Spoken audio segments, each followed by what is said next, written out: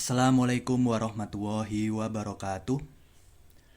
Saya, perwakilan dari kelompok 1, membuka presentasi mata kuliah Filosofi Pendidikan Indonesia tentang perjalanan pendidikan Indonesia dari masa ke masa melalui rekaman suara. Anggota kami satu persatu akan menyampaikan materi secara bergilir. Sebelum itu, izinkan saya untuk mengenalkan anggota kelompok 1. Yang pertama, Muhammad Aditya Wisnuwardana. Kedua, Sri Wahyuni. Ketiga, Dita Fatimah Sari. Keempat, Firdaus Ahmad Gandhi. Dan kelima, Helsi Minurika Ifaki.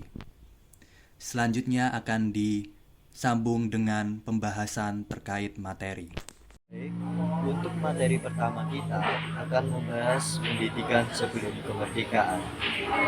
Pada tahun 1854, beberapa bupati ataupun petinggi negara mendirikan sekolah kabupaten yang bertujuan dikhususkan untuk calon pegawai.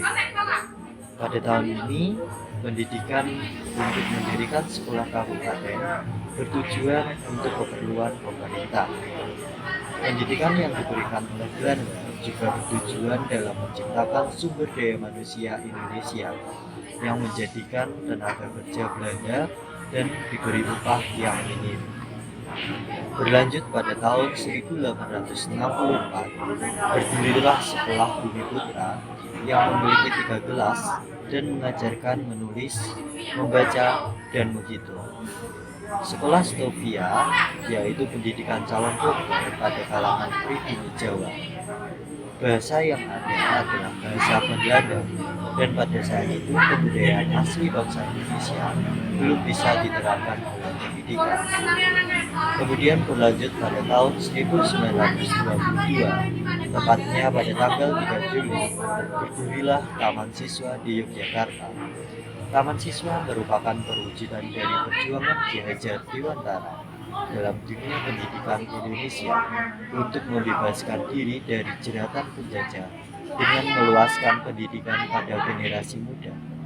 Taman Siswa juga berdiri di beberapa daerah seperti Jawa, Sumatera, Borneo, Sulawesi, dan Maluku. Kemudian berlanjut pada pendidikan pasca kemerdekaan. Pendidikan Indonesia setelah kemerdekaan mengarah pada perubahan proses pembelajaran dan landasan pendidikan. Pendidikan di era ini menghilangkan paham-paham pendidikan dari Belanda, sehingga siswa Indonesia memiliki ciri tersendiri dalam dunia pendidikan. Pembelajaran dilaksanakan dengan menambahkan berbagai budaya bangsa Indonesia yang dapat diwariskan ke generasi selanjutnya. Dan yang terakhir adalah pendidikan pada abad ke-21. Pembelajaran di dalamnya berfokus pada kebudayaan saja, akan tetapi juga berfokus pada sikap berpikir kritis dan pemecahan masalah, kecakapan komunikasi, kreatif dan komunikasi, serta kolaborasi atau kerjasama. Sejak saat itu, semua kegiatan pembelajaran harus dilakukan sesuai dengan kurikulum yang telah ditetapkan oleh pemerintah Indonesia. Perjalanan Pendidikan Nasional Ki Hajar Dewantara, Bapak Pendidikan Indonesia. Yang pertama yaitu ing ngarsa song tulodo, di depan menjadi tauladan, ing madya mangun karso, di tengah memberi bimbingan, tuturi handayani, di belakang memberi dorongan. Untuk selanjutnya yaitu adaptasi pemikiran Ki Hajar Dewantara. Terdapat banyak sekali pemikiran Ki Hajar Dewantara untuk kemajuan pendidikan Indonesia. Salah satunya yaitu prinsip Tutwuri Handayani. Tutwuri Handayani menjadi semboyan yang diimplementasikan dalam sistem pendidikan nasional yang digunakan saat ini. Isi dari semboyan tersebut yakni ing ngarsa song tulodo, ing madya mangun karso, tutwuri handayani, di depan memberi tauladan atau contoh, di tengah memberi atau membangun cita-cita, dan di belakang mengikuti atau mendukung. Masuk ke materi perjalanan pendidikan di Indonesia. Menurut Ki Hajar Dewantara, Pendidikan merupakan tuntutan di dalam hidup tumbuhnya anak-anak. Pendidikan yaitu menuntun segala kekuatan kodrat yang ada pada anak agar mereka sebagai manusia dan sebagai anggota masyarakat dapat mencapai keselamatan dan kebahagiaan setinggi-tingginya. Pendidikan di Indonesia sudah mengalami banyak perubahan, baik dari segi perkembangan, pembelajaran hingga kurikulum yang digunakan. Pendidikan di Indonesia sudah ada sejak sebelum kemerdekaan. Kemudian, tentang kurikulum merdeka.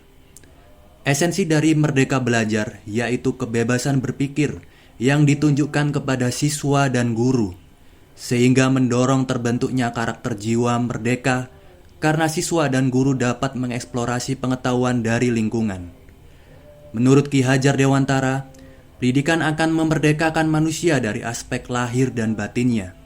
Melalui pendidikan, manusia dididik melalui otonomi berpikir dan mengambil keputusan martabat serta mentalitas demokrasi. Pemikiran Ki Hajar Dewantara tersebut diimplementasikan pada kurikulum saat ini, yaitu kurikulum merdeka. Kurikulum merdeka bertujuan untuk menciptakan pendidikan yang menyenangkan bagi peserta didik dan guru, serta menekankan pada pembelajaran dalam pengembangan aspek keterampilan dan karakter siswa sesuai nilai-nilai bangsa. Pembelajaran yang berpusat pada peserta didik diharapkan dapat mewujudkan peserta didik berkarakter profil pelajar Pancasila, di mana terdapat 6 dimensi profil pelajar Pancasila. Cukup sekian, terima kasih. Wassalamualaikum warahmatullahi wabarakatuh.